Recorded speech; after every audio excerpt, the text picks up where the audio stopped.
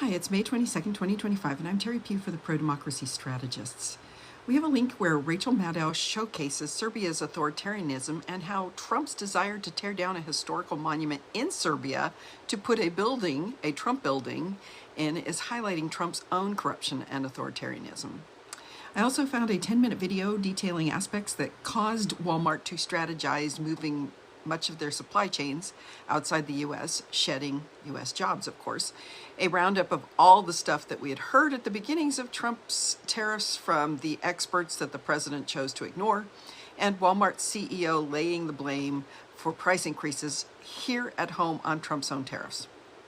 I'm also reading Dr. Erica Chenoweth's Civil Resistance book, and I just learned about understanding the importance of parallel institutions. For me, in the United States, that would be the states. Having parallel institutions helps create infrastructure that moves a society away from an authoritarian regime's rule.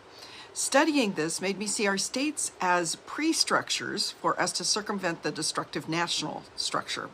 All that wealthy blue states need to consider now is when and how to get the population to send its tax dollars stateside and circumvent national structures altogether, since many of our national perks are disappearing already, such as the National Weather Service, Medicaid, SNAP, and national parks. I guess the key thing to watch for is when do we reach a point that we see the national structure as not giving us our money's worth.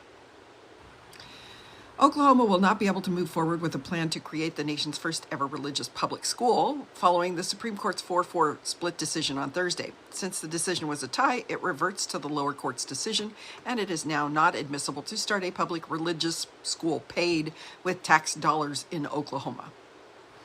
A federal judge in Massachusetts issued a preliminary injunction blocking President Trump and the U.S. Education Secretary Linda McMahon from carrying out Trump's executive order calling for the secretary to close the Education Department.